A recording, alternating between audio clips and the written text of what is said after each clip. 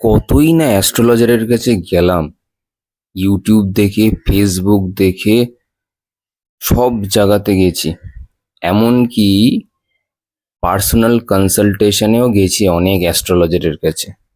বিশ্বাস করুন, এই ভেবে গেছিলাম যাতে আমার পুরো ভাগ্য যেন পাল্টে যায়, কিন্তু কোনো কিছুই আমার দ্বারা হয়নি। কত যে আংটি পরেছিলাম, কত রত্ন ধারণ করেছিলাম, সবই এক সময় জলাঞ্জলি গেছে। সব খুলে ফেলে রাখা হয়েছে, কিছুই হয়নি। এখন খালি বসে বসে এটাই ভাবছি যে তাহলে কি ভাগ্য পাল্টাবে না। চলুন আজকে জেনে নেওয়া যাক এই আলোচনা থেকে যে ভাগ্য কি জ্যোতিষ বদলাতে পারে কিনা। প্রথম হলো জ্যোতিষ বা অ্যাস্ট্রোলজি, এটা কিন্তু একটা খুব এনশিয়েন্ট, একটা প্রাচীনতম আপনার সায়েন্স, একটা প্রাচীনতম বিজ্ঞান, যেগুলো আমাদের পূর্ব মুনি ঋষিরা আবিষ্কার করে গেছেন। তারা কিন্তু এই জ্যোতিষটাকে আবিষ্কার করেছিল আমাদের এইভাবে ভাগ্যকে বদলাবার জন্য না, বা বাড়ি, গাড়ি, টাকা পয়সা এভাবে অর্জন করবার জন্য কিন্তু জ্যোতিষটাকে তৈরি করা হয়নি। অ্যাকচুয়ালি এটা এইভাবে ডিজাইন করাই হয়নি। কিন্তু আমি বা আমরা যারা যাচ্ছি জ্যোতিষের কাছে বা অ্যাস্ট্রোলজারের কাছে, গিয়ে আমরা একই প্রশ্ন করছি যে আমার কটা বাড়ি হবে, আমার কটা গাড়ি হবে, আমার কত সম্পত্তি বা ব্যাংক ব্যালেন্স থাকবে। তখনকার দিনে তো আর আপনার এইসব এত কিছু ছিল না, না গাড়ি ছিল এত, না একটা লোকের এইভাবে বাড়ি করবার পেছনে তারা দৌড়তো, এতটা উচ্চাকাঙ্ক্ষী তারা ছিলেন না। তারা সারাদিন সেই সময়, যে সময় এটা আবিষ্কার করা হয়েছিল, একটা মানুষের আত্মার কি গতি প্রকৃতি হতে পারে, বা তাকে কোন পথে চালনা করলে সে একটা জায়গায় নিজেকে স্টেবল করতে পারে, বা আত্মার বা তার মনের এই জন্মের উদ্দেশ্য কি, সেটা জানার জন্য জ্যোতিষটাকে আবিষ্কার করেছিল। টাকা পয়সা, গাড়ি বাড়ি পাওয়ার জন্যে নয়, বা এমএনসিতে চাকরি করব সেই জন্যে নয়, বা সরকারি চাকরি পাবো কিনা, বা বিয়ে হবে কিনা, এই জায়গায় কিন্তু ছিল না। জ্যোতিষ আবিষ্কার হয়েছে এক উচ্চতর পর্যায়ে, এটাকে বিশ্লেষণ করবার জন্য, আত্মার বিশ্লেষণ করবার জন্য।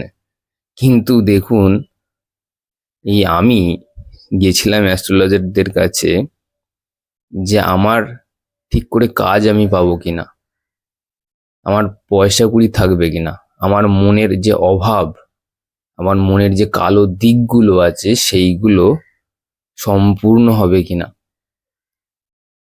কেন কালো দিক বলছি? কারণ এগুলো অত্যন্ত ছোট ছোট ইচ্ছে। বাড়ি থাকবে কিনা, গাড়ি থাকবে কিনা, এইগুলো সবই এই ধরিত্রী থেকে এসেছে। তো একদিন সেটা, এই লোন যে আমরা পেয়েছি এই ধরিত্রী মাতা থেকে, এই পৃথিবী থেকে যাওয়ার আগে প্রত্যেকটা লোন কিন্তু আমাদের কিন্তু চুকিয়ে বুকিয়ে দিয়ে যেতে হবে। তাহলে আমরা কি নিয়ে যেতে পারবো? এই জ্যোতিষ দেখে আমরা কি বুঝতে পারি? আমরা জ্যোতিষ দেখে একটা মানুষের সংস্কার কি, সে পূর্বজন্মে থেকে কি সংস্কার নিয়ে এসেছে। ধন দৌলত টাকা পয়সা তো নিয়ে আসতে পারিনি, কিন্তু সেই সংস্কারগুলো কিন্তু আমরা নিয়ে আসতে পেরেছি। আমাদের যে মনের যে সংস্কার, কারণ শরীর বদলেছে, এনার্জি কিন্তু বদলায়নি।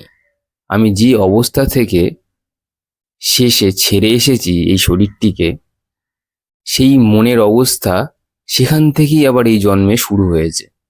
এটির জন্যই জ্যোতিষ দেখা হয়, আর কিচ্ছু না। এবার যারা ভাবছেন যে জ্যোতিষকে দেখালে কি ভাগ্য পাল্টায়, না, একদমই পাল্টায় না। না কোনো আংটি পরলে পাল্টায়, বিশ্বাস করুন।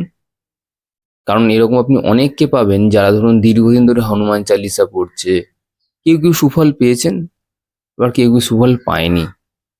আংটি পড়েছেন, বিরক্ত হয়ে আংটিগুলোকেও খুলে রেখে দিয়েছে একটা সাইডে। তো জ্যোতিষ কিন্তু ওভাবে ভাগ্য বদলাতে পারে না।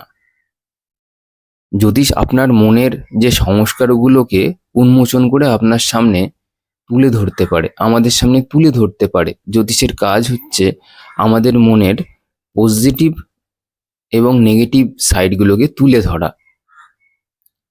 এইবার আমরা কিভাবে সেটাকে রূপান্তর করছি, সেটাকে আমরা আমাদের নেগেটিভ সাইডগুলোকে কিভাবে আমরা পজিটিভ সাইডে রূপান্তর করতে পারছি। কিন্তু কথা হচ্ছে যে আমাদের প্রারব্ধ কর্ম এতটাই শক্তিশালী, মানে আমাদের যে পূর্বজন্মে করে আসা কর্ম এতটাই শক্তিশালী যে আমরা চেয়েও অনেক কিছু করে উঠতে পারি না।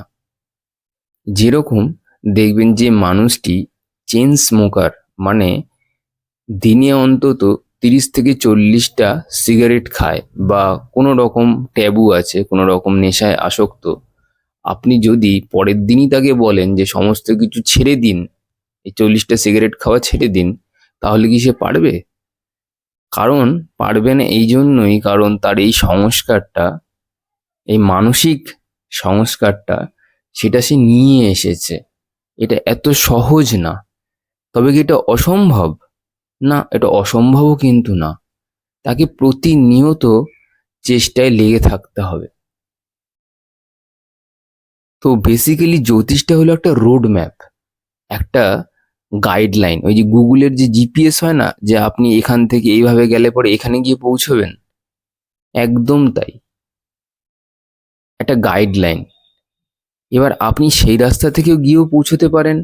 আপনি ধরুন সেই রাস্তা দিয়ে যাচ্ছেন যেটা গুগলে বলেছে, গিয়ে দেখলেন যে রাস্তাটা খোঁড়া, রাস্তার অবস্থা খুব খারাপ, কিন্তু আপনার একটা অল্টারনেটিভ রাস্তাও জানা আছে, যেটা হয়তো সময়টা একটু বেশি লাগবে গন্তব্যস্থলে পৌঁছতে, কিন্তু আপনি অনেক কমফোর্টেবলি, খুব আরামভাবে, আরাম করে আপনি আপনার গন্তব্যস্থলে পৌঁছে যেতে পারবেন।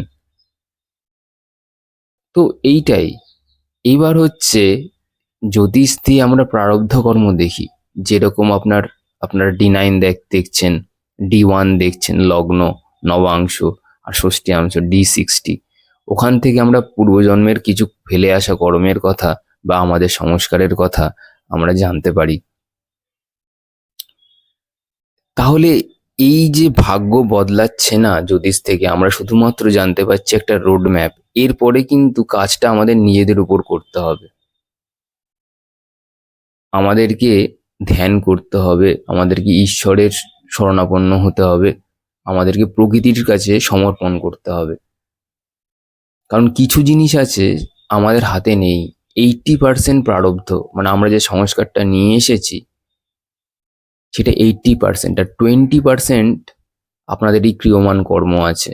তবে এই 20% এতটা শক্তিশালী যে আমরা চাইলে এই 20% দিয়ে বাকি যে 80%-এর উপর আছে, 80% প্রারব্ধ আছে, তার উপর আমরা ইম্প্যাক্ট করা যেতে পারে, আমরা চেষ্টা করতে পারি। যেরকম আমাদের ধরুন কোন পরিবারে গিয়ে আমরা জন্মেছি বা জন্মাবো সেটা কিন্তু আমাদের হাতে নেই। সেটা আমাদের এই জন্মের কর্মের উপর নির্ভর করছে। গত জন্মের কর্মের উপর নির্ভর করে আমরা অলরেডি আমাদের বাবা মাকে পেয়েছি, আমাদের আত্মীয় পরিজনকে পেয়েছি, আমাদের ঘরে, আমরা সেরকম ঘরে এসেই জন্মেছি। কেউ কেউ হয়তো কুঠুরিতে ঘরে গিয়ে জন্মাচ্ছে, কেউ কেউ দালান অট্টালিকায় জন্মাচ্ছে, কেউ হয়তো ভাড়া বাড়িতে গিয়ে জন্মাচ্ছে। এটা পুরোটাই কিন্তু আমাদের সেই কর্মের উপর ডিপেন্ড করে আমরা এই সমস্ত জিনিসগুলো পেয়েছি, এবং এটা প্রারব্ধ কর্ম। এটা আপনি চাইলেই চট করে কিন্তু মোল্ড করতে পারবেন না দেশ কাল পাত্র অনুযায়ী। তো সেই জন্য আপনাকে নিরন্তর নিজের মনকে শুদ্ধ করতে চলে যেতে হবে। তবে মন অত্যন্ত চঞ্চল। জ্যোতিষশাস্ত্রে আপনি দেখবেন চন্দ্র অর্থাৎ মনকে কিন্তু খুব প্রাধান্য দেয়, কারণ মন অত্যন্ত চঞ্চল। আপনি অনেক বড় বড় যারা ধ্যান করে তাদেরও অবধি দিকভ্রষ্ট হয়, তারা পর্যন্ত একসময় নিজের পথ হারিয়ে ফেলে। আপনি বিশ্বামিত্র মুনির কথাই চিন্তা করুন না, সেও তো দিকভ্রষ্ট হয়ে গিয়েছিল, আবার পরে গুরু শরণাপন্ন হয়ে আবার সে তার নিজের জায়গায় ফিরে আসতে সক্ষম হয়েছে। তো আমরা তো ভুল করবই, এবং সেখান থেকে শিক্ষা নিয়ে আমাদেরকে সামনের দিকে এগিয়ে চলতে হবে। তাই জ্যোতিষ কিন্তু কোনোভাবে আমাদের ভাগ্যকে বদলাতে পারছে না। জ্যোতিষ আমাদের শুধুমাত্র একটা গাইডলাইন দিতে পারছে।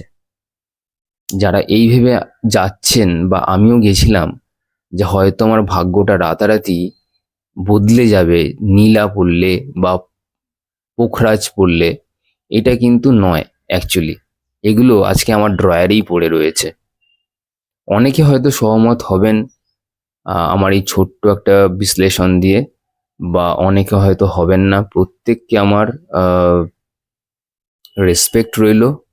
উইথ ডিউ রেসপেক্ট আমি বলতে চাই যে নিজ গুণে আমাকে ক্ষমা করে দেবেন যদি যাদের পছন্দ হচ্ছে না বা যাদের পছন্দ হচ্ছে। কারণ আমার এই ছোট্ট একটা প্রচেষ্টা, আর আমাদেরকে সব কিছুই এক টাকার যেটা করতে হবে, যে আমাদেরকে কিন্তু উইদাউট এক্সপেকটেশন কিন্তু সব কাজ করতে হবে। মানে আমাদের গিয়ে অফিসে আমরা কি কাজ করছি, কিন্তু আমাদের স্যালারি কত বাড়বে সেটা কিন্তু আমরা কেউ জানি না। সেটা আমাদের বসেদের হাতে আছে।